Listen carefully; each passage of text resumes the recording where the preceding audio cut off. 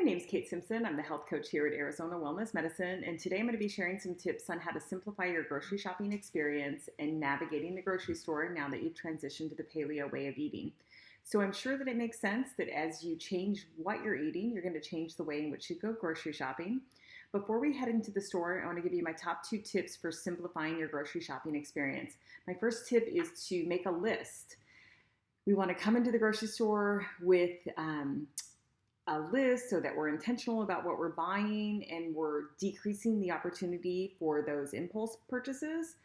So when you are menu planning for the week, you can download an app for your cell phone or go old school and keep a paper list, but you want to make sure that you have a running list so that you're ready to go once you're inside.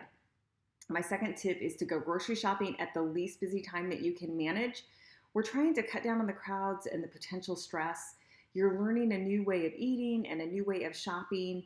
You want to be able to come into the grocery store and be intentional about the ingredients that you're purchasing. We want good quality ingredients.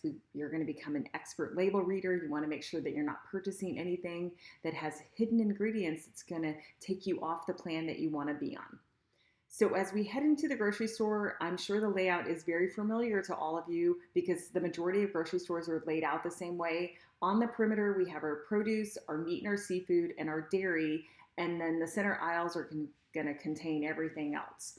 We're going to start in produce, and we're going to spend the majority of our time there. Probably up to 75% of our time is going to be spent in the produce department.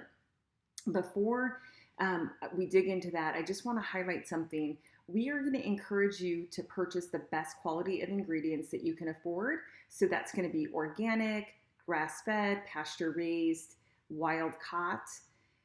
In the produce department, especially if budget is a concern, you can head over to the environmental working group. They produce 2 lists that will be helpful. One is called the Clean 15. It highlights the 15 cleanest fruits and vegetables that you can safely purchase non-organic. The other list is called the Dirty Dozen. It identifies the top 12 vegetables and fruits that contain the most toxins, and that if you're going to purchase those particular fruits and vegetables, you should do so and choose organic for those. So environmental working group will give you those 2 lists.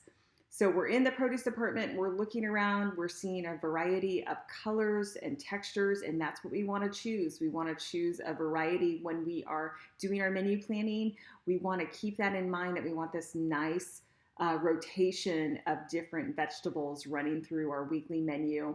And then the fruit that we choose, we want to look for those lower sugar options like citrus and berries. And in the back of your mind, you can kind of think, I'm going to look to be eating the rainbow. So when you've wrapped up your shopping in the produce department, take a look in your basket and make sure that you have that nice variety of colors in your basket.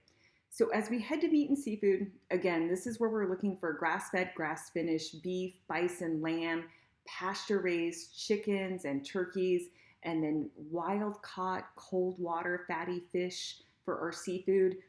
I want to highlight in seafood, this might be an area where you have a lot of really good quality options for frozen. Don't hesitate to make that purchase because again, I think that those ingredients, as long as they're cold water, wild caught, are going to be just as good as your fresh options. So as we move to dairy, keep in mind that this is not a department that we're going to spend a lot of time in, because for the most part, dairy really isn't a part of the paleo way of eating. A couple of exceptions are our pasture-raised omega-3 eggs, and don't confuse pasture-raised and cage-free as being the same, because they're not. So we want to choose the pasture-raised option. And then grass-fed butter. Now this is eliminated on the 30-day reset, but if you're someone that can tolerate dairy, you can try and reintroduce this at a later date in moderation. You just want to make sure that you choose that grass-fed, pasture-raised option for the butter.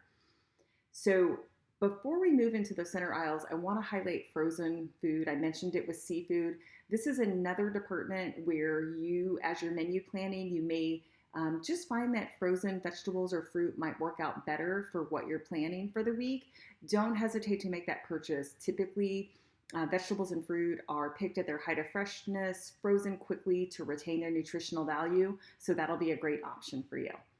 So when we head into those aisles, again, this is where we are going to be very intentional about what we're buying. We're going to spend that time to become that expert label reader. We want to make sure that we're not purchasing anything with hidden ingredients. So, for example, a can of coconut milk, we're looking for a nice can of organic, full fat coconut milk as a part of our paleo nutrition protocol. It should have coconut and water and nothing else. So, in addition to some whole food fats like coconut milk and olives and sardines, we're still going to buy our spices.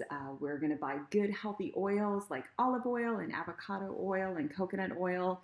And then on the international food aisle, this is where you might find some good substitutions. So, for example, a good substitution for soy sauce, because we're eliminating soy with the paleo way of eating, is coconut aminos.